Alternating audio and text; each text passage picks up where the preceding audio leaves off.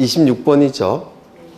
다음은 지적 공부에 관한 설명이다. 옳지 않은 것은 지적소관청은 해당 청사에 지적소고를 설치하고 그곳에 지적 공부를 연구 보존해야 된다. 맞겠죠? 지적소관청은 청사 지하에 지적소고를 설치하고 거기서 연구 보존하죠. 이는 가시적 지적 공부에 해당이 될 겁니다. 다만 정보처리 시스템을 통하여 기록 저장된 경우는 이건 컴퓨터 파일 형태니까 지적소고에서 보관할 수는 없죠. 이 정보처리 시스템을 통하여 기록 저장된 형태의 지적 공부는 2번에 나와 있네요. 관할시 도지사, 시장군수, 구청장은 지적정보관리체계의 영구히 보존해야 된다. 그래서 누가 추가되어 있습니까? 시도지사가 추가되어 있죠. 다만 열람이나 등본을 발급할 때 컴퓨터 파일의 지적 공부를 열람이나 등본을 발급을 청구할 때는 시도지사가 빠지고 누가 추가된다고 했죠? 읍면동장. 그렇죠. 3번 지적 공부는 원칙적으로 청사 밖으로 반출할 수 없으나 종이 형태의 지적 공부를 얘기하는 겁니다. 청사 밖으로 반출할 수 없으나 천재지변이나 그 밖에 이에 준하는 재난을 피하기 위하여 필요한 경우 국토교통부 장관의 승인을 받은 경우에는 반출할 수 있다. 어디가 틀렸습니까? 국토교통부 장관이 틀렸죠. 시도지사의 승인이 되겠죠. 4번 국토교통부 장관은 지적공부가 멸실되거나 훼손될 경우를 대비하여 복제하여 관리하는 시스템을 구축해야 된다. 지적공부의 시스템 구축의 주체는 국토교통부 장관. 부동산 종합공부는 아까 누구였죠? 지적소관청. 5번 지적정보 전담관리기구 설치 운영의 주체는 국토교통부 장관이 되겠죠. 정답은 3번.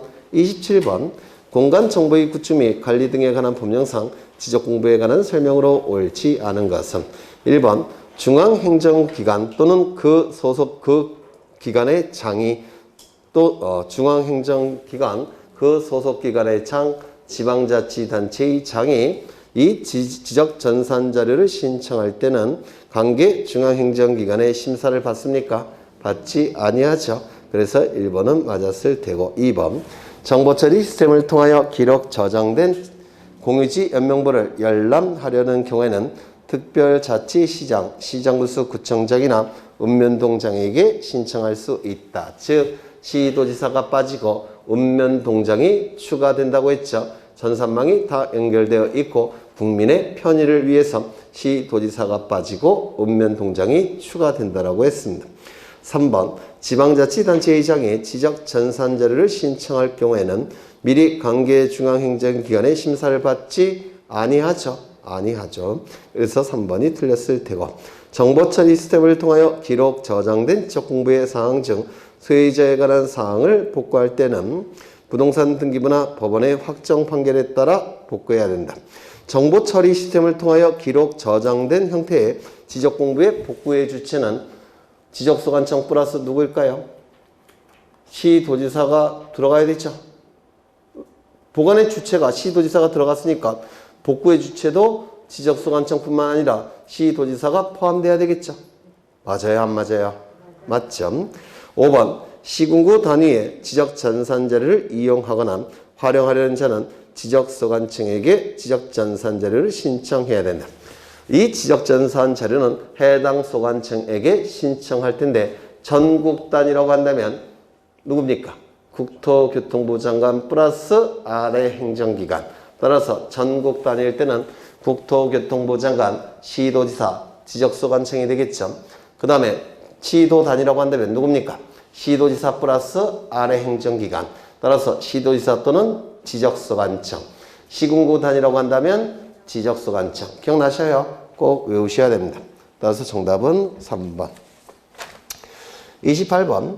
다음은 토지 이동에 관한 설명이다. 옳지 않은 것은 토지 소유자의 변경, 주소 변경은 토지 이동이 아니라 소유자 변경이죠.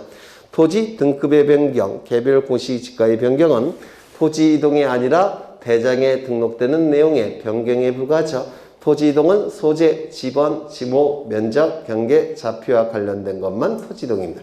그래서 1번 지문은 맞는 지문이 될 테고 2번 토지 이동에 대한 지적소관청의 결정은 행정처분이고 따라서 불만이 있는 자는 행정소송 제기를 통해서 번복시킬 수 있다라고 했죠. 이게 헌법재판소의 입장이고 헌법재판소는 토지 이동 신청에 대한 지적소관청의 결정, 즉 지목 변경을 소유자가 신청을 했더니 지적소관청이 거부 처분을 한 사안에서 이러한 결정을 했죠. 기억나셔요? 그렇죠. 2번 보셨고. 그래서 2번은 틀렸죠. 아니다 라고 돼 있으니까 꼭 외우셔야 돼요. 토지 이동에 대한 지적소관청의 결정은 행정처분이고, 행정처분이니까 행정소송 제기가 가능하고, 여기에 대한 헌법재판소의 입장은 지목 변경 신청에 대한 거부 처분에 대해서 헌재가 결정했다고 했죠. 3번 등록 전환, 분할, 합병, 지목 변경, 도시개발 사업 등의 경우 원칙적으로 토지의 형질 변경을 수반하는 경우 형질 변경의 원인이 되는 공사가 준공되는 시점에 토지 이동이 있는 것으로 간주한다. 즉 소급표를 다 인정하겠다는 겁니다. 그래서 맞는 지문이에요. 그 다음에 리을 공공사업 등에 따라 학교용지, 도로, 철도용지, 지방하천, 국어유지, 수용지 등의 지목으로 되는 토지의 경우에는 사업 시행자가 소유자를 대의하여 신청할 수 있다. 맨날 했던 거죠. 토지 이동은 지적소관청이 결정함이 원칙인데 원칙은 신청했을 때 결정하죠. 다만 예외적으로 직권으로 결정하는 경우도 있습니다. 신청도 세 가지로 나눠지는데 첫 번째, 소유자가 신청함이 원칙이죠. 다만 제3자가 소유자를 대위하여 신청하는 경우도 있고 소유자의 신청권을 박탈하는 특례 규정도 있었죠. 그러면 대위 신청 세 가지, 네 가지 뭐가 있죠? 첫 번째, 공공사업. 이때는 사업 시행자가 소유자를 대위해서 신청할 수 있죠. 이때 공공사업이라는 단어가 나오면 반드시 뒤따르는 지목 8개. 철제, 천구, 유수, 학도. 기억나셔요? 두 번째, 국가나 지방자치단체가 토지를 취득할 때는 국가기관의 장, 지자체의 장이 국가나 지자체를 대회해서 신청했죠. 세 번째, 주택법에 따른 공동주택의 부지인 경우에는 이때는 관리인이 있다면 관리인, 관리인이 없다면 대표자 또는 사업시행자. 기억나셔요? 마지막으로 네 번째, 채권자는 채무자인 소유자를 대위해서 토지 이동을 신청할 수 있었죠. 그래서 이 대위 신청은 무조건 외우셔야 돼요. 공공사업, 국가나 지자체 취득, 주택법에 따른 공동주택의 부지, 채권자 대위 신청. 다만 등록상 정정 대상 토지는 지적공부에 잘못된 내용이 등록된 상태죠. 맞아요. 그런데 제3자가 잘못된 내용을 근거로 대위 신청을 할 가능성이 있기 때문에 이 등록상 정정 대상 토지는 제3자의 대위 신청을 허용하지 않습니다. 이것도 좀 기억해 두시죠. 등록상 정정 대상 토지는 대위 신청을 허용하지 않는다. 꼭 외워두셔야 돼요. 그 다음에 도시개발 사업 같은 토지개발 사업이 이루어지는 경우에는 소유자의 신청권을 박탈하고 사업 시행자만이 토지 이동을 신청할 수 있다라고 했죠. 기억나셔요? 그렇죠. 따라서 토지 소유자가 토지 이동을 원할 때는 토지 이동을 직접 신청하지 못하고 사업 시행자에게 토지 이동을 신청하달라고 요청할 수밖에 없다고 했죠. 기억나셔요? 그 다음에 직권에 의한 토지 이동 결정도 기억하셔야 되는데 먼저 토지 이동에 관한 현재의 상황을 어떻게 조사할지 계획을 수립해줘. 토지 이동 현황 조사 계획 수립. 수립한 계획에 따라서 현장에 가서 토지 이동 조사를 한다고 했죠. 조사를 통해서 수집된 정보를 토지 이동 조사부에 적는다고 했습니다. 조사부를 가지고 청사로 돌아와서 중요한 정보 추려내고 계산할 것 계산해서 토지 이동 정리 결의서를 작성할 테고 이 토지 이동 정리 결의서를 토지 이동 조서를 작성할 테고 이 토지 이동 조서를 토지 이동 정리 결의서에 첨부한 다음에 직권으로 정리한다고 했는데 기억나셔요? 네. 그러면 지문을 다시 보시면 리을 공공사업이라는 단어가 나오면 반드시 지목 8개를 확인하셔야 돼요. 철제, 전구, 유수, 학도. 맞았겠죠? 그 다음에 미음 국가나 지자체가 취득하는 토지의 경우에는 그 해당 토지를 관리하는 국가기관의 장, 행정기관의 장 같은 뜻이에요. 지방자치단체의 장이 국가나 지자체를 대의하여 신청할 수 있다. 주택법에 따른 공동주택의 부지의 경우에는 관리인이 있다면 관리인이 없다면 대표자. 그리고 사업시행자가 신청할 수가 있죠. 채권자는 민법 제404조에 따라서 직접 토지 이동을 신청하는 게 아니라 소유자인 채무자를 대위해서 신청하겠죠. 그리고 이러한 제3자의 대위 신청은 등록상 정정 대상 토지의 경우에는 허용하지 않는다. 거기까지 기억하시면 돼요. 정답은 2번. 29번. 신규 등록을 신청하는 경우 소유자는 자신이 신규 등록을 신청하는 경우 신청인은 자신에게 소유권이 있다는 것을 증명할 수 있는 자료를 지적소관청에게 제출해야 되죠. 첫 번째, 법원의 확정 판결서. 두 번째, 준공검사 확인증. 세 번째, 협의서. 네 번째, 기타. 기억나셔요? 그렇죠. 그래서 정답은 몇 번인가요? 5번. 신규 등록의 경우에는 등기부가 있습니까? 없습니까? 없어요. 따라서 등기상 증명서는 포함될 수가 없겠죠. 정답은 5번. 30번.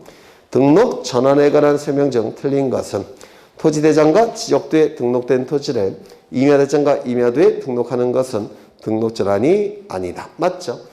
맞아요. 그렇죠. 임야대장, 임야도에 등록된 토지를 토지대장, 지적도에 옮겨서 등록하는 것만 등록 전환이죠. 두 번째, 산지관리법에 따른 산지전용 허가 신고. 이러한 그 밖에 관계 법령에 따른 개발행위 허가 등을 받은 경우에는 지목 변경을 할 수 있는 경우에 등록 전환할 수 있다. 올해 출제가 되겠죠. 어디가 틀렸습니까? 그렇죠. 지목 변경과 관련 없이 등록 전환을 할 수가 있죠. 이게 개정사항이에요. 종전에 개정되기 전에는 지목 변경을 하는 경우에 등록 전환을 했는데 이제는 지목 변경 하건 말건 관계없이 무조건 등록 전환을 할 수가 있습니다. 그래서 이거 올해 출제가 예정돼 있죠. 3번. 도시군 관리계획선에 따라 토지를 분할하는 경우에는 지목 변경과 관련 없이 등록 전환을 할 수 있다. 맞겠죠? 4번. 등록 전환의 경우 인접토지 본번에 부번을 붙여서 지번을 부여함이 원칙이다. 맞겠죠? 5번. 임야대장의 면적과 등록 전환될 면적의 차가 오차 허용 범위 이내일 때는 등록 전환될 면적을 등록 전환 면적으로 결정하고 끝나지만 오차 허용 범위를 초과할 때는 임야대장, 임야도에 등록된 면적과 경계를 지적소관청은 직권으로 정정해야 된다고 했죠. 그 다음에 등록 전환 대상 토지 4가지 꼭 기억하셔야 돼요. 첫 번째, 관련 법령에 따라서 허가를 받은 경우. 두 번째, 대부분의 토지가 등록 전환되어 나머지 토지를 임야도에 존치하는 것이 불합리한 경우. 세 번째, 사실상 형질 변경이 이루어졌지만 관련 법령에 의해서 지목 변경이 금지된 경우. 네 번째, 도시군 관리 계획선에 따라서 토지를 분할하는 경우. 이전에는 3가지였지만 이제는 4가지로 바뀌었다고 했죠. 꼭 기억해 두셔야 됩니다. 정답은 2번.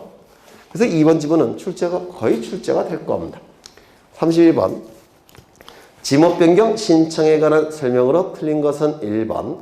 등록 전환의 경우에도 원칙적으로 지목 변경이 함께 이루어지지만 이는 등록 전환 절차에 의하는 것이지 지목 변경 절차에 의하는 것은 아니다. 맞습니까? 여러 번 강조했죠. 그렇죠. 그래서 지목은 28개가 있는데 10개와 18개로 나눈다고 했죠. 이 10개는 토지대장,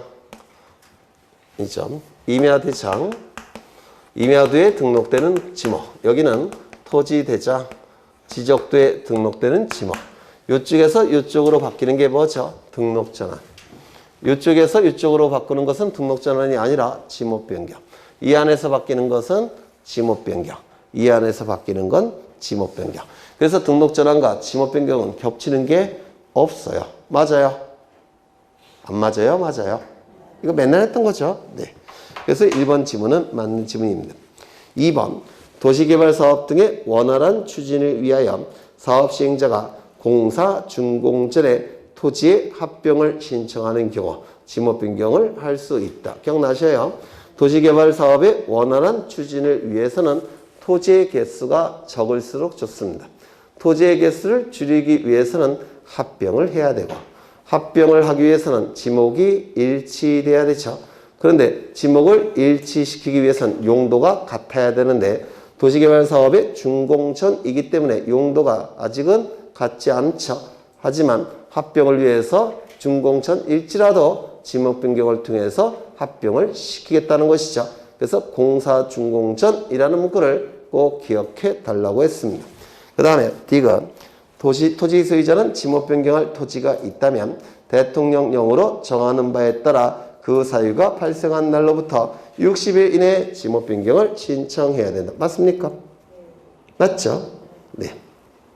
리을번 지목 변경은 지번, 면적, 경계 및 소유권의 변경사항은 없으며 지목 변경을 위해서는 측량도 필요 없다. 맞겠죠? 지목 변경 거부 처분은 행정소송의 대상이 되죠. 지목 변경 거부 처분은 행정처분이고 그리고 행정소송을 제기해서 번복할 수 있다는 게 헌법재판소의 입장이라고 했죠. 국토의 계획 및 이용에 관한 법률 등 관련 법령에 따른 토지의 형질 변경 등의 공사가 준공이 됐다면 용도가 달라졌겠죠. 따라서 지목 변경 신청할 수 있을 겁니다. 15번 전답 가수원 상호 간의 지목 변경을 신청하는 경우에는 용도가 변경되었음을 증명하는 서류 사본 첨부를 면제시킨다고 했죠. 왜? 농지 안에서의 지목 변경이기 때문에 지적소관청이 규제를 하지 않죠. 따라서 서류 제출을 면제시킨다고 했습니다. 지목 변경 신청에 따른 첨부 서류를 해당 지적소관청이 이미 가지고 있는 경우에는 시도지사의 확인으로 서류의 제출을 가름할 수 있다. 아니죠. 어디가 틀렸습니까? 지적소관청의 확인으로 서류 제출을 가름할 수가 있죠. 따라서 틀린 지문은 몇 개인가요? 2개. 몇 번이죠? 미음과 이응. 그렇죠. 32번. 분할의 경우 지상 건축물을 걸리게끔 결정할 수 없는 경우는 원칙적으로 토지를 분할할 때 지상 건축물이 있는 경우에는 지상 건축물을 걸리게끔 결정할 수 없죠. 다만 예외적으로 지상 건축물을 걸리게끔 결정할 수 있는 경우가 뭐가 있습니까? 법원의 확정 판결이 있는 경우. 두 번째, 공공사업. 세 번째, 도시개발사업. 네 번째, 도시군 관리 계획설에 따라서 토지를 분할하는 경우. 확공도선. 이때는 지상 건축물을 걸리게끔 결정할 수 없죠. 네, 결정할 수 있죠. 그럼 정답은 몇 번이에요? 5번. 쉬운 문제죠. 분할과 합병에 관한 설명 중 틀린 것은 기업, 지적공부에 등록된 한 필지 일부가 형질, 변경 등으로 용도가 변경된 경우에는 용도가 변경된 날로부터 60일 이내에 분할을 신청해야 된다. 분할을 신청할지 말지는 토지 소유자의 자유의사에 달려있죠. 다만 예외적으로 한 필지 일부가 형질, 변경 등으로 용도가 달라지게 되면 한 필지 안에 지목이 2개가 존재하기 때문에 일필일목의 원칙에 반하죠. 따라서 용도가 변경된 날로부터 60일 이내에 분할을 신청해야만 됩니다. 이 니은 합병의 경우에는 신규등록, 등록전환, 분할의 경우와 다르게 측량을 하지 아니한다.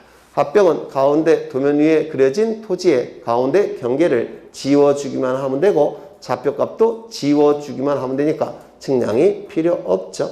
또한 측정도 필요 없죠. 덧셈만 하면 되니까 측정도 필요가 없습니다.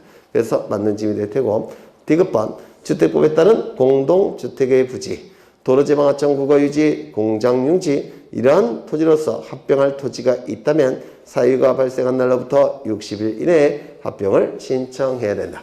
합병을 신청할지 말지는 소유자의 자유의사에 달려있죠. 다만 예외적으로 철제, 전구, 유수, 학도, 부채, 공작의 지목이 되는 경우는 소유자는 60일 이내에 합병을 신청할 의무가 있죠.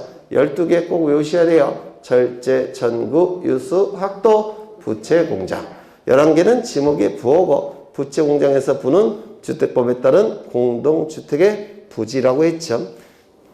리을번 합병하려는 토지 전부에 대한 등기원일, 연월일, 접수번호가 같은 저당권 등기가 있는 경우는 합병할 수 있다. 맞습니까? 조심하셔야 될 것은 전부일 때만 전부에 대한 합병이 가능한 겁니다. 전부. 여기서 등기원인 연월이 동일하다는 얘기는 공동 저당이라는 뜻이고 접수번호가 동일하다는 얘기는 동시에 신청이 됐으니까 접수번호가 동일하겠죠. 창설적이라는 뜻이에요. 그래서 창설적 공동 저당의 경우에만 합병이 가능할 겁니다. 만약에 접수번호가 다르다면 합병이 허용되지를 않습니다. 이건 추가적 공동저당이 될 테니까. 또한 이 창설적 공동저당은 극히 예외적으로 인정하기 때문에 저당권에서만 인정이 됩니다. 가압류 가처분의 경우에는 허용되지 않습니다. 그게 대법원 판례예요. 따라서 등기원인 연월일 접수번호가 동일한 저당권 등기가 있을 때는 합병 합필이 가능하지만 등기원인 연월일 접수번호가 동일한 가압류 등기, 등기원인 연월일 접수번호가 동일한 가처분 등기가 있을 때는 합병이 허용되지 않는다고 했죠. 또한 등기사항이 동일한 신탁 등기가 있을 때는 합병이 가능하죠. 여기서 등기사항이 동일하다는 얘기는 위탁자, 수탁자가 같은 사람이고 그리고 신탁의 목적도 같고 따라서 신탁 원부에 기록된 내용이 다 똑같을 때 이게 등기사항이 동일하다는 뜻이에요.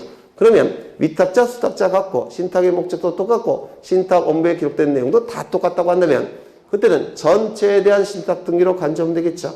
따라서 합병이 가능하게 될 겁니다. 그 다음에 미음번 합병하려는 토지의 소유자의 공유 지분이 같을 때는 합병 이후에 공유 지분을 결정할 때 쉽죠. 하지만 공유 지분이 다르다고 한다면 합병 후에 공유 지분을 결정하기가 힘들기 때문에 합병을 허용하지 않는다고 했죠. 미음번 토지를 합병하면 합병 전 경계는 말소되고 따라서 측량이 필요 없죠. 면적은 합병 전 각 필지 면적을 합산하여 합병 후 새로운 면적으로 하기 때문에 면적 측정도 필요 없죠. 그 다음에 10번 토지 이용상 불합리한 지상 경계를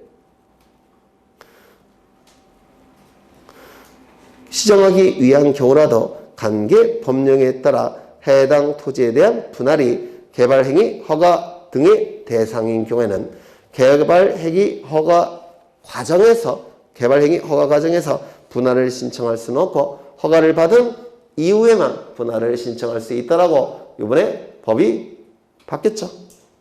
기억나셔요? 그렇죠. 허가를 받는 도중에는 분할을 신청할 수는 없고 허가를 받은 이후에 분할을 신청하라고 명시적으로 법이 개정이 됐습니다. 그래서 이것도 이건 시험에 안 나올 것 같기도 한데 근데도 기억하셔야 돼요. 혹시 모르니까. 그래서 정답은 몇 번인가요? 미음. 한 개죠. 5번. 34번. 바다로 된 토지의 등록 말소에 관한 설명으로 옳지 않은 것은 1번. 지적소관청은 지적공부에 등록된 토지가 지형의 변화 등으로 바다가 된 경우로서 원상으로 회복할 수 없거나 다른 지목의 토지로 될 가능성이 없는 경우에는 지적공부에 등록된 토지 소유자에게 지적공부에 등록말소 신청을 하도록 통지해야 된다. 보통 토지 소유자는 자신의 토지가 바다가 됐다는 걸 인정하지 않습니다.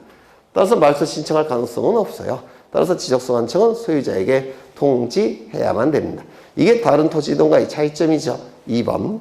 지적소관청은 소유자가 통지를 받은 날로부터 90일 이내에 등록말소 신청을 하지 아니하면 직권으로 등록상을 말소해야 된다. 다른 토지 이동은 60일, 여기서는 90일. 다른 토지 이동은 사유 발생일, 여기는 통지를 받은 날로부터. 다른 토지 이동은 직권에 의한 경우는 수수료를 소유자에게 징수합니다.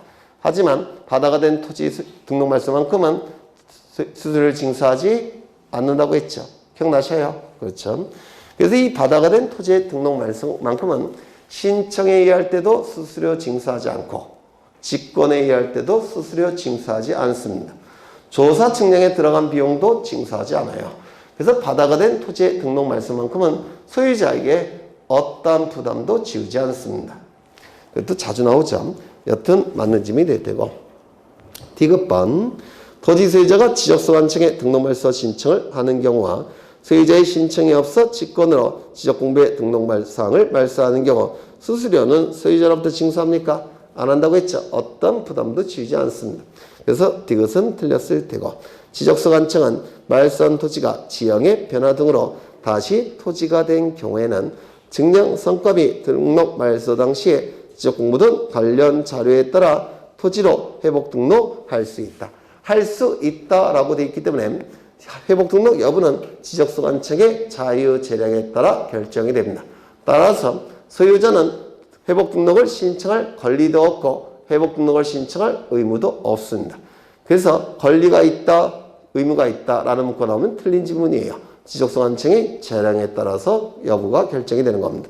그래서 맞는 집이 될 테고 미음 지적공부의 등록상을 말소하거나 회복 등록하였을 때는 그 정리 결과를 소유자 및 해당 공유수면의 관리청에게 통지해야 된다. 가장 이해관계가 많은 자는 소유자죠. 그래서 소유자 그리고 바다를 관리하는 국가기관인 공유수면 관리청 양쪽에 통지를 해야 됩니다. 자꾸 국토교통부 장관, 해양수산부 장관 이렇게 출제가 되는데 아니죠. 공유수면 관리청 또한 말소할 때도 통지해야 되지만 회복 등록했을 때도 통지를 해야 됩니다. 회복 등록했을 때도 통지를 해야 돼요. 그 다음에 시험 지적소관청은 비읍 토지 전부를 등록 말소하는 경우에는 지적증명을 필요하지 아니하나 일부를 등록 말소할 때는 토지와 바다의 새로운 경계가 그려져야 되죠. 따라서 이때는 측량이 필요할 겁니다. 전부가 말소가 됐다면 기존의 경계가 사용되면 되기 때문에 측량이 필요 없지만 일부가 바다가 됐다면 새로운 경계가 그려져야 되니까 토지와 바다의 새로운 경계가 그려져야 되니까 측량이 필요할 겁니다. 시험 지적소관청은 직권으로 등록 말소를 할 경우에는 시도지사의 승인을 받아야 되며 틀렸죠? 시도지사 승인 이런 거 필요가 없죠. 바다가 됐는데 승인이 없다고 해서 내버려 둘 수는 없어요. 따라서 승인 필요 없습니다. 또한 토지 소유자의 의견을 청취해야 된다. 청문 절차가 필요하냐? 필요 없습니다. 소유자는 당연히 자신의 토지가 바다가 되었다는 걸 인정하지 않겠죠. 이런 거 필요가 없습니다. 그래서 틀렸을 테고 지적소관청은 지적공부의 등록상을 말소하거나 회복 등록하였을 때는 정리 결과를 시도지사 및 행정자치부 장관에게 통보해야 된다. 이런 거 필요 없죠. 소유자 및 공유수면 관리청에게 통지하면 되죠. 그래서 이것도 틀렸습니다. 그래서 정답은 몇 개인가요? 3개. 3번이 되겠죠. 35번 다음은 등록상 정정에 관한 설명이다. 옳지 않은 것은 1번 등록상 정정이란 지적공부에 등록된 사항에 오류가 있는 경우 이를 바로 고쳐 잡는 것을 말하는데 소유자의 신청에 의해서 이루어지는 경우와 직권에 의해서 이루어지는 경우가 있다. 원칙은 소유자의 신청이 있을 때 지적소관청이 결정함이 원칙이죠. 2번 소유자가 지적공부의 등록상의 정정을 신청할 때는 경계 또는 면적의 변경을 가져오는 경우에는 등록상 정정, 측량 성과들을 첨부해야 된다. 맞겠죠? 다만 등록상 정정, 측량 성과들을 지적소관청이 이미 가지고 있다면 즉 관리하고 있다면 확인으로 가름할 수도 있겠죠. 3번 정정으로 인하여 인접토지 경계가 변경되는 경우에는 인접토지 소유자의 승낙서나 이에 대응할 수 있는 확정 판결서 정보를 지적소관청에게 제출해야 한다. 맞죠? 맞아요. 그러면 인접토지 경계나 면적이 변경이 될 때는 신청에 의한 정정은 허용되는데 직권에 의한 정정은 허용될까요? 안 될까요? 인접토지 경계와 면적이 변경이 될 때 직권에 의한 정정은 허용돼야 안 돼요? 안 되죠. 왜? 인접토지 소유자에게 손해가 발생하니까. 맞아요. 그렇죠. 그 다음에 4번 지적소관청이 직권에 의해 등록상을 정정할 때는 그 정정사항이 소유자에 관한 사항일 때는 등기 관련 자료에 따라서 정정한다. 왜요? 소유자는 등기부가 기준이 되니까. 맞아요. 그리고 등기부가 있을 때는 신청도 허용되고 직권도 허용되죠. 왜? 등기부라는 명백한 자료가 있으니까. 기억나셔요? 미등기 토지라고 한다면 신청만 허용되고 직권은 허용되지 않죠. 왜요? 등기부가 없으니까. 신청에 의한 정정도 미등기 토지의 경우에는 제한을 받죠. 이름, 주민번호, 주소에 명백한 오류가 있는 경우에 가족관계 기록상 증명서가 첨부돼야지만 신청에 의한 정정이 허용된다고 했죠. 그래서 이 지문은 맞는 지문인가요? 맞겠죠? 5번 미등기 토지의 경우에는 소유자에 관한 사항을 정정할 수 없다. 아니죠. 등기부가 없을 때는 신청에 의한 정정은 가능하고 직권은 안 되죠. 신청에 의한 정정도 이름, 주민번호, 주소에 명백한 잘못이 있는 경우에 한해서 가족관계 기록상 증명서가 첨부가 됐을 때 이름, 주민번호, 주소는 정정이 가능하겠죠. 그래서 정답은 5번. 36번. 다음은 축적 변경 절차의 청산금에 관한 설명이다. 틀린 것은 1번.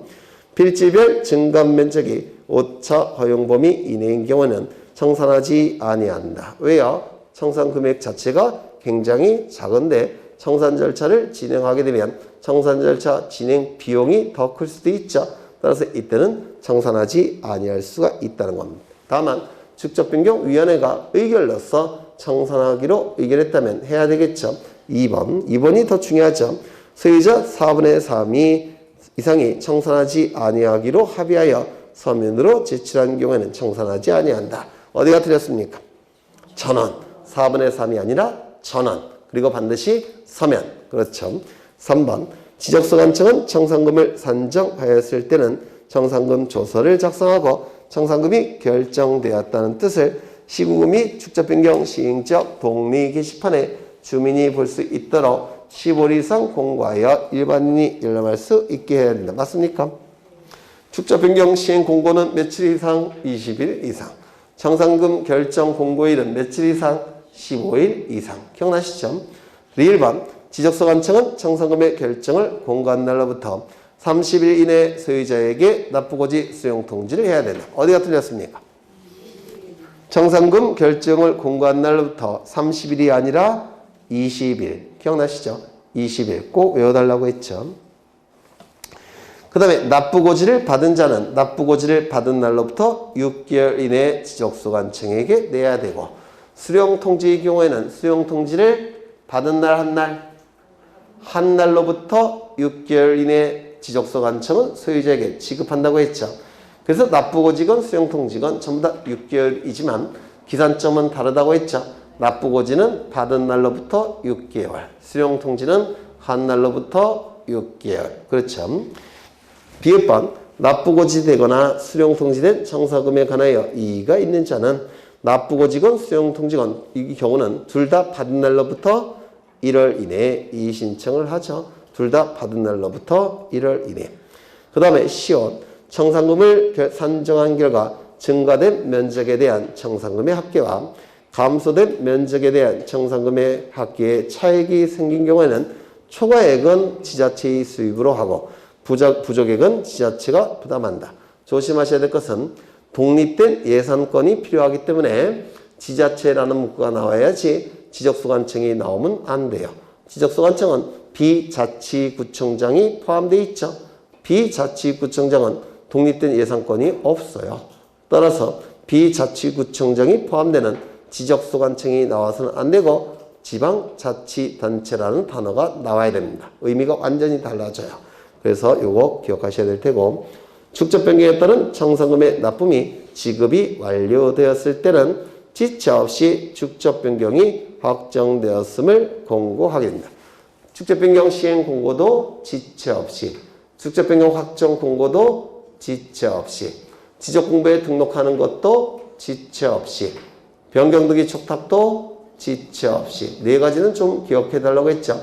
축적변경 시행 공고도 지체 없이, 축적변경 확정 공고도 지체 없이, 지적공부에 등록하는 것도 지체 없이, 변경등기 촉탁도 지체 없이. 그렇죠.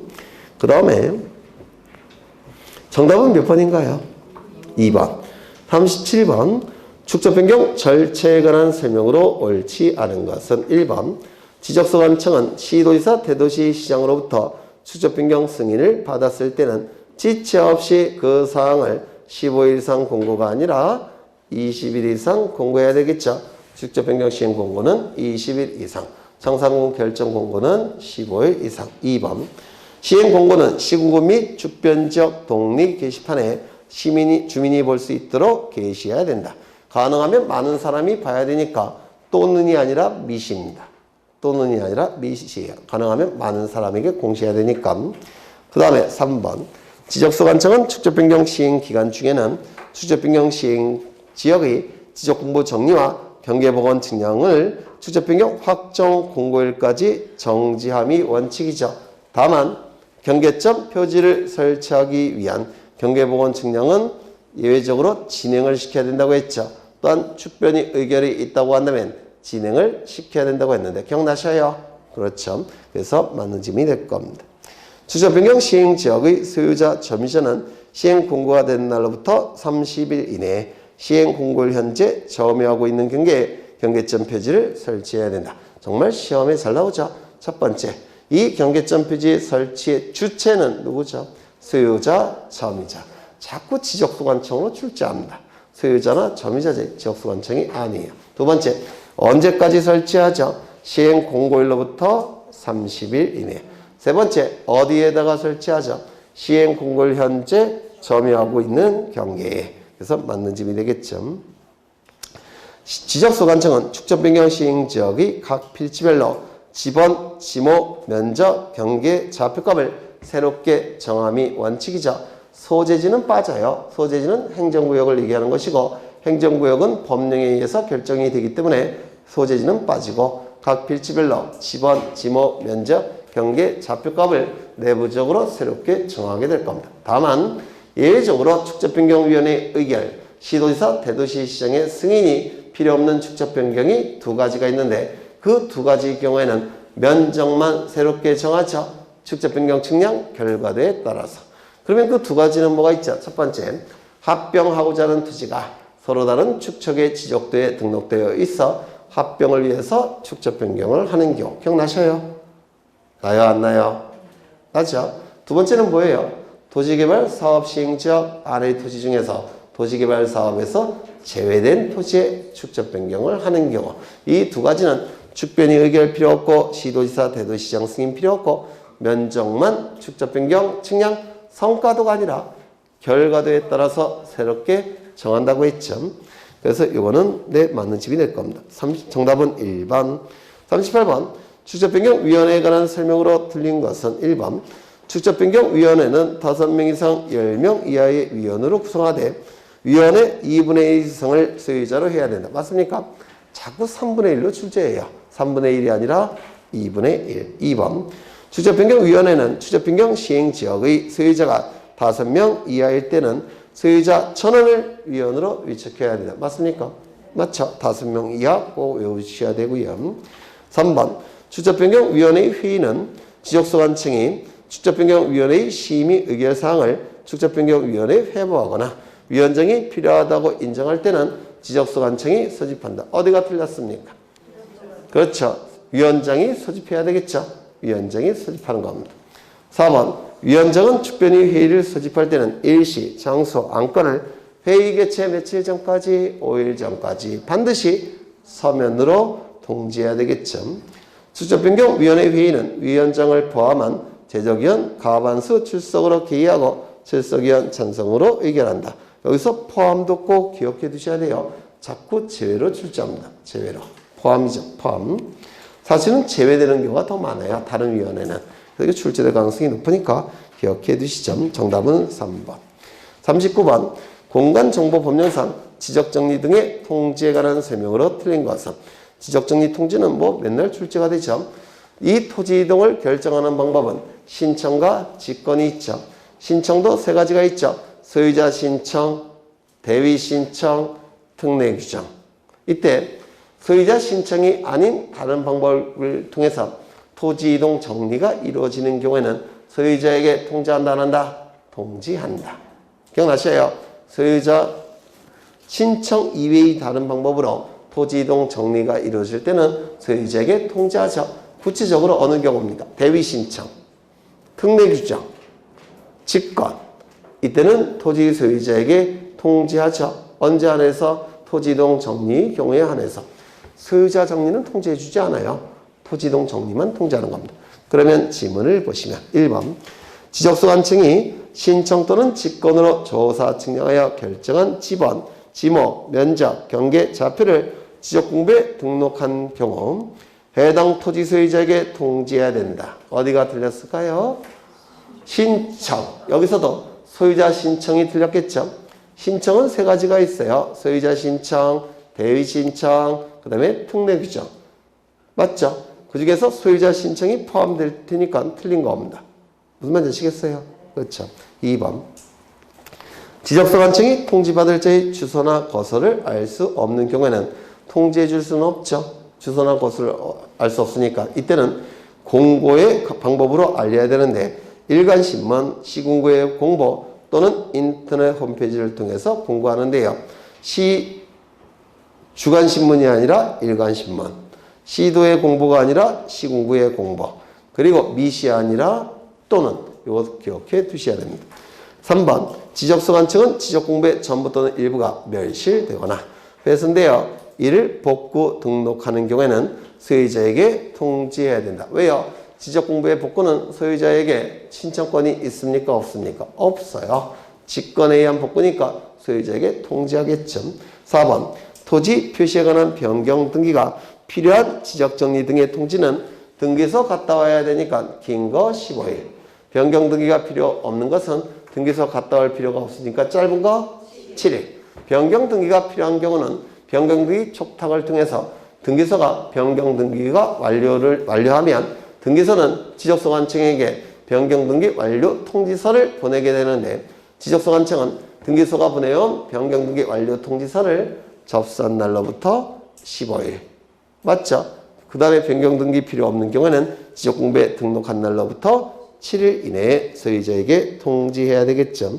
그래서 요 4번 지문은 맞는 지문이 되겠죠. 5번 지적소관청이 시도지사, 대도시장의 승인을 받아 지번부여 지역의 일부에 대한 지번을 변경한 경우 이때는 지번 변경은 소유자에게 신청권이 없어요. 직권에 의해서 변경하는 것이죠. 따라서 소유자에게 통지할까요? 안 할까요? 통지해야 되겠죠. 그렇죠. 그래서 정답은 1번, 40번 공간정보의 구축 및 관리 등에 관한 법령상 토지이동 신청 및 지적정리 등에 관한 설명으로 옳은 것은 1번 소유자는 신규 등록할 토지가 있다면 그 사유가 발생한 날로부터 60일 이내 신규 등록을 신청해야 된다. 맞습니까? 사유 발생일로부터 60일 이내. 60일 이내에 신청하지 아니할 때 과태료 부과한다는 규정은 삭제가 됐어요. 그래서 과태료는 부과하지 않습니다. 다만 거짓의 내용을 가지고 허위로 토지 이동을 신청할 때는 공시기능의 혼란을 야기시키기 때문에 거짓의 내용을 가지고 토지 이동을 신청을 허위로 할 때는 1년 이하의 징역 1천만 원 이하의 벌금에 처해집니다. 이건 거짓으로 신청할 때만 그래요. 그렇죠. 2번 합병하려는 토지 소유자가 서로 다른 경우에는 합병에 합의한 날로부터 90일 이내 지적소관청에 합병을 신청해야 된다. 합병을 신청할지 말지는 소유자의 자유 의사에 달려있죠. 다만 예외적으로 12개의 지목이 되는 경우에 한해서 합병을 신청할 의무가 있죠. 절제, 전구, 유수, 합도, 부채, 공장. 그렇죠. 그럼 2번 지문은 맞았습니까? 틀렸습니까? 틀렸죠. 틀렸죠. 절제, 전구, 유수, 합도, 부채, 공장의 경우에만 합병 신청 의무가 존재하는 겁니다. 3번 지적소관청은 바다로 된 토지의 등록 말소 신청을 하도록 통지받은 소유자가 통지를 받은 날로부터 며칠 이내에 90일 이내에 말소 신청을 하지 아니하면 직권으로 등록을 말소한다. 60일이 틀렸죠. 지적소관청은 축적 변경을 하려면 축적 변경 토지 소유자 과반수의 동의가 아니라 3분의 2 이상의 동의가 필요하죠. 3분의 2 이상의 동의. 5번 지적소관청은 합병하는 토지가 축적에 따른 지역대에 각각 등록돼 있어 축적 변경을 하는 경우에는 시도지사 승인을 받아야 된다. 맞습니까? 두 가지 축적 변경은 시도지사, 대도시장 승인 필요 없고 축변이 의결도 필요 없죠. 두 가지 다시 한번 외우죠. 합병하고자 하는 토지가 서로 다른 축척에 지적대에 등록돼 있어 합병을 위해서 축적 변경을 하는 경우. 두 번째, 도시개발 사업 시행지역 안의 토지에서 도시개발 사업에서 제외된 토지에 축적 변경하는 경우. 그림만 떠오르시면 쉽게 말 만들어낼 수가 있어요. 정답은 몇 번인가요? 1번. 1번 맞나? 41번. 오늘 등기법 들어가야 돼요. 등기법 워낙 시간이 많이 걸리니까. 41번. 다음은 지적정리에 관한 설명이다. 옳지 않은 것은 1번.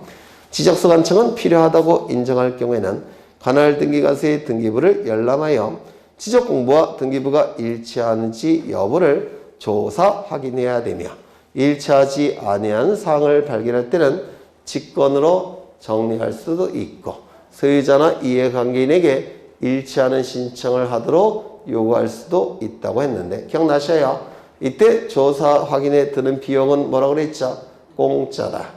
기억나셔요? 네, 맨날 했던 거니까. 그래서 틀렸습니다. 2번 지적소관청 소속 공무원이 지적공부와 등기부의 부합 여부를 확인하기 위하여 등기부를 열람하거나 등기사항증명서 발급을 신청하거나 제공을 요청하는 경우 수수료는 공짜다. 3번 새로 조성된 토지와 지적공부에 등록되어 있지 아니한 토지를 지적공부에 등록하는 신규 등록의 경우에는 등기부가 기준이 될 수는 없죠. 왜? 등기부가 없으니까. 따라서 이때는 지적소관청이 소유자를 직접 조사해서 등록할 수밖에 없다고 했죠. 3번, 4번 국유재산법에 따른 총괄청이나 관리청이 소유자 없는 부동산에 대한 소유자 등록을 신청하는 경우, 즉 국으로 등록해달라는 소유자 등록을 신청하는 경우, 지적소관청은 지적공부에 해당 토지 소유자가 등록되지 아니한 경우에만 국으로 등록할 수 있다. 기억나셔요? 그래서 지적공부에 소유자 부분이 빈칸으로 되어 있고 소유권자가 존재하지 아니할 때 한해서 국으로 등록할 수 있다고 했죠. 네, 그래서 맞는 집이 될 테고. 5번 지적소관청은 소유자 변동 등에 따른 지적공부를 정리하는 경우에는 소유자 정리 결의서를 작성하는 것이고, 토지이동 정리의 경우에는 토지이동 정리 결의서를 작성하죠. 이러한 서류를 작성하지 않으면 어느 시점에 정리가 됐는지 그 시점이 불분명해져요. 그래서 소유자 정리는 소유자 정리 결의서, 토지이동 정리는 토지이동 정리 결의서를 작성한다라고 했습니다. 기억나셔요? 네. 정답은 몇 번인가요? 1번. 42번. 지적 측량의 실시 대상에 관한 설명이다. 옳지 않은 것은 1번. 측량의 원점은 두 가지가 있습니다. 경위도 원점, 수준 원점. 예전에 말씀드렸죠. 원점이라는 것은 가장 근원이 되는 기준점을 원점이라고 불러요. 그래서 측량의 가장 근원이 되는 원점, 기준점은 두 가지가 있는데 경위도 원점, 수준 원점 두 가지가 있습니다. 이때 경위도 원점은 수원시 영통구 원천동 국토지리원 내부에 국토지리정보원 내부에 설치가 되어 있고요. 수준 원점은 인하대학교 교정 안에 설치가 되어 있습니다. 여기서 수준 원점은 물을 기준으로 하는 측량의 근원이 되는 기준점이라는 뜻인데, 수준 원점은 무엇을 구할 때 사용하는 기준점이라고 했습니까? 높이. 기억나셔요? 수준 원점은 높이. 그러면 높이를 구할 때 사용하는 측량의 방법을 뭐라고 했습니까? 수준 측량. 맞아요. 그렇다면 수준 원점과 수준 측량은 우리 지적제도와는 관련이 있습니까? 없습니까?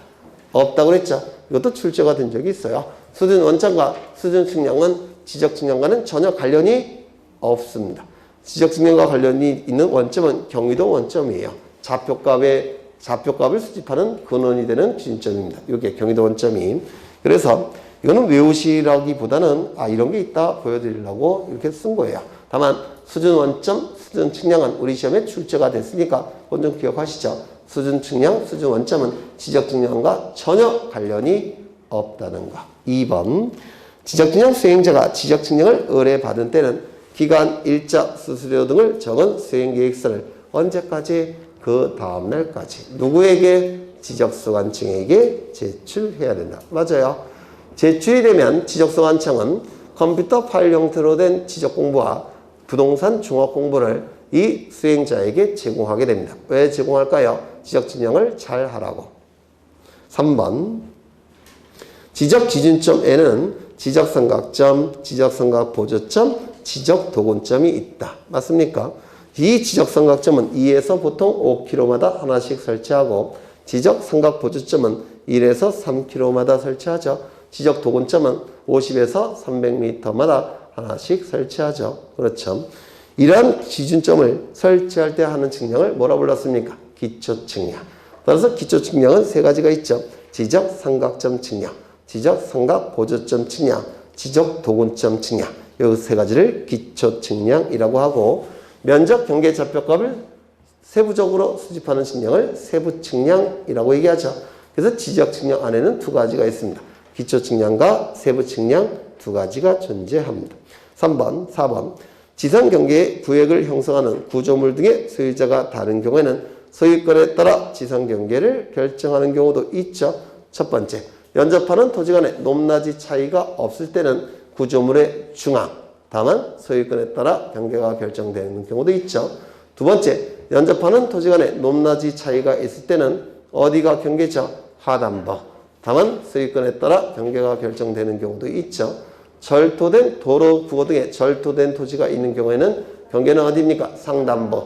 다만 소유권에 따라 경계가 결정되는 경우도 있죠. 토지가 바다나 해면이나 수면에 접하는 경우는 어디입니까? 최대만주의, 최대만수의. 이때는 소유권에 따라 경계가 결정되는 경우는 없죠. 기억나셔요? 그렇죠. 제반등을 쌓아서 토지에 편입하는 경우는 바깥쪽 어깨가 경계죠. 이때도 소유권에 따라 경계가 결정되는 경우는 없다라고 했습니다. 5번 토지 소유자 등 이해관계인은 측량할 필요가 있는 경우에는 수행자에게 지적 측량을 의뢰해야 된다. 이때 수행자는 둘이죠. 한국국토정보공사와 지적 측량업자가 있을 텐데 지적 측량업자는 지적 측량업을 하기 위해서는 시도지사, 대도시 시도지사에게 업을 등록해야 되죠. 하지만 한국국토정보공사는 시도지사에게 업을 등록한다 안 한다? 안 한다. 또한 지적측량 수행자에게 지적측량을 의뢰하겠지만 의뢰할 수 없는 측량이 두 가지가 있죠. 뭐가 있습니까? 검사측량. 하나 더 지적 제조사 측량. 그렇죠. 정답은 2번. 맞나? 2번. 43번 지적측량 적부심사에 관한 설명이다. 옳지 않은 것은 1번 지적측량 적부심사 청구를 받은 시도지사는 30일 이내 일정한 사항을 조사하여 지방지적위원회에 회부해야 된다. 회부는 30일 이내. 송부는? 네? 회부는 30일 이내 회부. 송부는? 네? 7일? 지체 없이. 회부는 30일 이내 회부. 송부는 지체 없이 송부. 2번 지적측량 적부심사 청구를 회부받은 지방지적위원회는 심사 청구를 회부받은 날로부터 60일 이내에 심의 의결함이 원칙이죠. 다만 부득이한 사유가 있는 경우에는 심의 기간을 해당 지방지적위원회의 의결을 거쳐 30일 이내에서 한 번만 연장할 수 있다. 30일 연장 가능이죠. 근데 이 연장 결정은 누가 하는 겁니까? 위원회가 의결을 통해서 연장을 결정한다고 했죠. 위원회의 의결을 통해서. 3번 지방지적위원회는 적부심사를 의결했다면 대통령령으로 정하는 바에 따라 의결서를 작성하여 지적소관청에게 송부해야 되는데 위원장과 참석위원 전원이 서명 및 날인한 지적측량 적부심사 의결서를 지체 없이 시도지사에게 송부해야 된다. 대통령령이 정하는 바가 바로 지체 없이 송부하는 겁니다. 그래서 회부는 30일 이내 회부, 송부는 지체 없이. 또한 거기 보시면 위원장과 참석위원 전원이 서명 날인을 한다라고 되어 있는데 전원 기억해 두셔야 돼요. 전원. 그리고 전원이 서명 또는 날인이 아니라 서명 및 날인입니다. 밋이에요. 왜냐면 위원이 10명이 있을 때 3명은 도장을 갖고 왔는데 7명은 도장이 없더라는 겁니다. 그러면 의결서 4번에 의결서에 3명은 도장을 찍겠지만 7명은 어떻게 해야 돼요? 사인해야 되겠죠. 맞아요. 그래서 10개가 들어가 있어야 되지 않습니까? 그래서 서명 또는 날인이 아니라 서명 및 날인입니다. 서명 및 날인. 이거 꼭 기억하십니다. 그 다음에 4번 시도지사는 의결서를 받은 날로부터 7일 이내에 지적측량 적부심사 청구인 및 이해관계인에게 의결서를 통지해야 된다. 이것도 밋을 기억해달라고 했죠. 밋을 청구인 또는 이해관계인 이렇게 출제가 된 적이 있어요. 청구인 및 이해관계인에게 통지하는 겁니다. 및. 그 다음에 5번 시도지사가 지적측량 적부심사 의결서를 지적측량 적부심사 청구인 및 이해관계인에게 통지할 때는 적부 재심사를 청구할 수 있음을 반드시 뭐로 알려야 된다고 했죠? 서면으로. 증거가 남아야 되니까 서면으로 알려야 됩니다. 전화가 틀렸죠? 정답은 5번. 44번 지적측량 적부심사에 관한 설명이다. 옳지 않은 것은 한국국토정보공사는 성과에 다툼이 있는 경우에도 관할 시도지사를 거쳐 지방지적위원회에 적부심사를 청구할 수 있다. 적부심사를 청구할 수 있는 주체는 셋이죠. 토지소유자, 이해관계인, 지적측량 수행자. 수행자는 한국국토정보공사와 지적측량업자가 들어가 있죠. 그래서 1번 지문은 없다니까 틀렸겠죠. 2번 의결서를 받은 자가 지방지적위원회 의결에 불복하는 경우에는 의결서를 받은 날로부터 90일. 정말 시험에 잘 나오죠. 90일. 국토교통부 장관을 거쳐 중앙지적위원회 재심사를 청구할 수 있다. 거쳐라는 표현이 반드시 있어야 된다고 했죠. 3번. 지방지적위원회, 중앙지적위원회 의결서 4번을 받은 지적소관청은 그 내용에 따라 등록상을 정정하거나 성과를 수정하는데 이때 의결서라는 명백한 자료를 가지고 등록사항을 정정하고 있기 때문에 이때의 등록사항 정정은 직권정정에 해당이 되는 겁니다. 이것도 출제된 적이 있어요. 이때는 직권정정에 해당이 되는 것이고요. 4번 지방지적위원회 의결이 있은 후 재심사 청구기간 즉 90일 내에 재심사를 청구하지 않게 되면 확정이 된 겁니다. 90일이 경과되면 확정이 됐어요. 다시는 청구할 수가 없고요. 또한 중앙지적위원회 의결이 있게 되면 재재심사 청구는 허용되지 않아요. 따라서 중앙지적위원회 의결이 있어도 확정이 된 겁니다. 따라서 해당 지적증명 성과에 대해서는 다시 적부심사를 청구할 수가 없습니다. 일사부재의의 원칙이라고 불러요. 한번 결정이 된 것은 더 이상 번복시킬 수는 없다는 겁니다. 4번, 5번 지적증명 적부심사를 청구하려는 자는 지적증명을 신청하여 증명을 실시한 후 증명성과와 심사청구 경위서를 첨부하여 시도지사에게 제출해야 된다. 이거 맞았을까요? 맞아요? 안 맞아요? 맞는 지문인데요. 토지 소유자, 이해관계인, 그 다음에 지적증명 수행자, 그 다음에 여기 지적소관청이 있을 텐데요. 시도지사가 있겠죠. 그리고 지방지적위원회가 있을 겁니다. 이때 적부심사는 누구에게 청구하는 거냐면 서류 자체는 시도지사에게 제출합니다. 서류 자체는 시도지사에게 제출해야 돼요. 왜냐하면 이 지방지적위원회는 소속 공무원이 없기 때문에 잡무를 처리할 수가 없어요. 그래서 서류 자체는 시도지사에게 제출하는 겁니다. 그런데 심의 의결은 누구에게 하는 겁니까? 지방지적위원회가 심의 의결을 해요. 맞아요. 그래서 청구 자체는 이렇게 하는 겁니다. 이걸 우리 공간정보법에는 뭐라고 표현하고 있냐면 시도지사를 거쳐 지방지적위원회에 청구한다 이렇게 표현하고 있는 겁니다. 서류 자체는 시도지사에게 제출하지만 청구 자체는 누구에게 한다는 겁니까? 지방지적위원회. 따라서 이거를 시도지사를 거쳐 지방지적위원회에 청구한다 이렇게 표현하고 있고요. 대통령령에서는 시도지사를 거쳐 지방지적위원회에 제출한다 이렇게 표현하고 있습니다. 따라서 청구와 제출은 시도지사 거쳐라는 표현이 있어야 돼요. 이거 이해가 되셔요? 그러면 그건 뭘 의미하느냐면 제출의 상대방은 둘 다라는 뜻이에요. 제출의 상대방. 그리고 청구의 상대방도 둘 다라는 뜻입니다. 이거 무슨 말인지 아시겠죠? 따라서 현실적으로 서류를 제출하는 건 누구에게 제출하는 겁니까? 시도지사에게 제출하는 거예요. 다만 출제가 될 때는 시도지사를 거쳐 이런 표현이 있어야 되는 겁니다. 그래서 이 4번은 현실적으로 제출하는 걸 얘기하는 겁니다. 현실적으로. 그래서 적부심사를 청구하려는 자는 지적증명을 신청하여 증명을 실시한 후 청구서에 증명성과와 심사청구 경위서를 첨부해서 현실적으로 누구에게 제출한다고요? 시도지사에게 제출하는 겁니다. 그럼 시도지사는 제출받으면 30일 이내에 회부하는 것이고 회부받으면 60일 동안 심의 의결하겠죠. 부득이한 사유가 있을 때는 30일을 넘지 않는 범위 내에서 한 번만 연장이 될 겁니다. 심의 의결했으면 지체 없이 송부할 테고 송부를 받은 시도지사는 7일 이내에 서면으로 통지해야 되겠죠. 맞아요. 청구인 및 이해관계인에게. 그렇죠. 그래서 맞는 지문으로 보는 게 맞아요. 정답은 몇 번일까요? 1번. 45번. 중앙지적위원회 심의 의결사항이 아닌 것은 정답은 뭐죠? 3번이죠. 적부심사 심의 의결은 누구 하는 겁니까? 지방지적위원회. 네, 여기까지 보시죠.